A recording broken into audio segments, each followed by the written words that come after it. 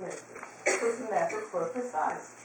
First came a careful look at the official records, followed by diaries and journals kept by Confederate participants, and Rowland's 10-volume work, Jefferson Davis Constitutionalist, from 1923, which purports to contain most of the eyewitness accounts of Davis's flight. None had a single mention of Nation's Ford as the spot Davis crossed the river. Don also discovered that no documentation accompanied the application and wording on a historic marker commemorating the spot erected by a UBC chapter in 1955 at Rock Hill. Since this town had become the leading authority on Davis's route through South Carolina, Don assumed his work was the source of the marker's information. Far from diminishing, his interest in the point only increased. Finally, after what he termed a very meticulous search of all known documents dealing with this portion of Davis's life, he reached the conclusion, are you ready for this? That Davis did not cross the Catawba River at Nation's Ford. He most likely crossed at Thurns Ferry. And now comes his famous internal analysis. Brown was correct that the railroad bridge located adjacent to Nation's Ford had been destroyed. Records indicate this happened on April 18, when a force of 250 men under the command of Major Erastus Montefiore passed around a cavalry force set out to delay him, but withdrew in the face of a cavalry brigade under General Ferguson, which reached the bridge from Charlotte, too late to save any part of it. Note that Ferguson returned to Charlotte. In fact, his forces were part of Davis's guard when he left the city. Since Davis knew the bridge was gone, he would not have expected to make a crossing at that spot. Furthermore, the distance from Fort Mill to York by Nation's Ford was about 24 miles, and from Thurns Ferry about 16 miles. According to General Basil Duke's memoirs, the group traveled no more than 15 to 16 miles a day. Thus, distance alone would have precluded the Nation's Ford route.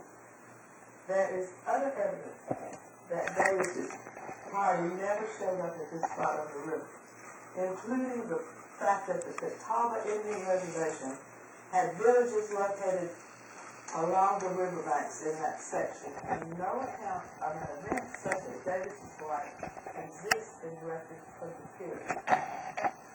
Now, after all that, I don't know about you, but I am strongly inclined to trust Don Hurt's reasoning on this important footnote list.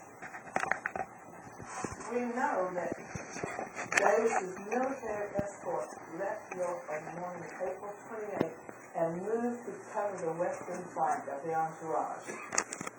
The escort crossed the Broad River at Smith's Ford and proceeded on a parallel west of the President's party. Davis's smaller group left Dr. Bratton's home and moved down the Union Courthouse Road toward the river, crossing by way of the Pinckneyville Ferry that afternoon.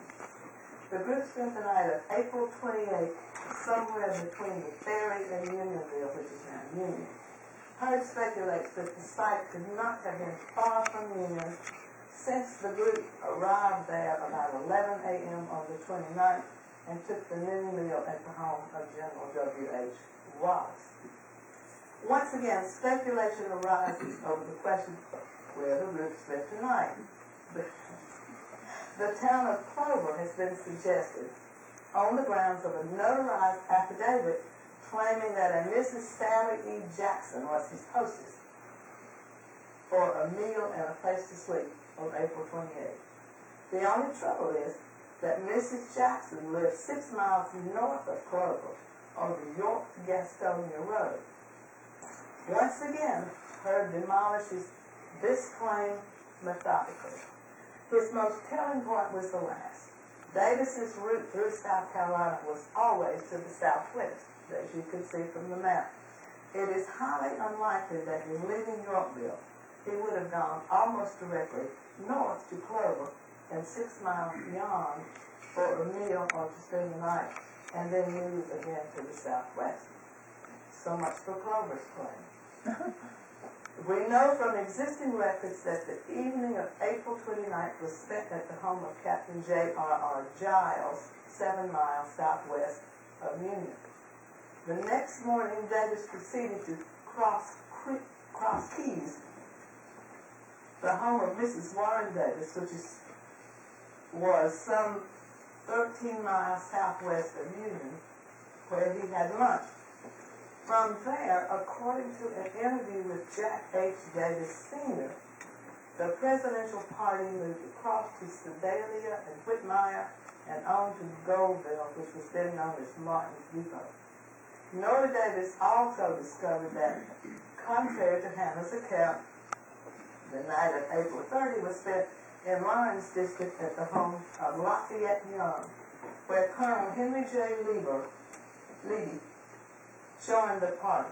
He had been sent by Mrs. Davis, who was already at Abbeville, and we'll get there later, to deliver a letter to her husband. It's possible that by this time nobody cares, but we actually know that the Davis party proceeded to Cross Hill on the morning of May 1, stopping to water their horses at John Carter's well. They crossed the Saluda River at Puckett's Ferry, I think it's getting familiar, about noon, and moved on toward Coast Ferry. From Sims Crossroads, which is now Carnaca, the group took the right fork of the road in the direction of Greenville. Several miles down that road, they approached the home of B. Wyatt Aiken, who's pretty famous in these parts. He ended up a congressman and one of the founders of the Grange movement after the war. I used to think that home would be Stony Point, the beautiful house that still stands on Highway 246. While Aiken did live there on 2 separate occasions, in 1865 he had moved his family to a new home, which he named Coatesville, near Stony Point. And here we quote, "His family with all the children and servants rushed out into the front yard to catch sight of the Confederate chieftain and his accompanying dignitaries. Offering the hospitality of his house to the president, Aiken invited the party to partake of a meal from his table. Graciously declining the dinner invitation, Davis did accept a bouquet of flowers picked by the children," unquote. Continuing on to Coatesville, the village, the group stopped for water about 2 miles away at the home of a family named Moore. Now, the Moore house on Reynolds Street, which just won a architectural preservation award, is the same Moore family that we're talking about here. According to Tours of Greenwood County by H.L. Watson, written in 1911, it was there that Jefferson Davis Moore, a baby about a year old who had been christened in honor of the Confederate president, was presented to Davis and given a gold piece as a memento. There are actually 2 versions of the denomination of the gold coin. I don't know which.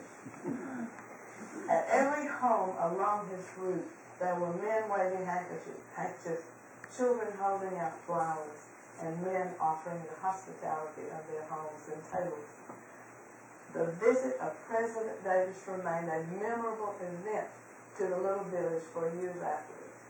He was entertained for the evening of May 1st at the home of Mrs. Thomas Gary, the mother of General Martin Witherspoon Gary from the Bald Eagle of Edgefield.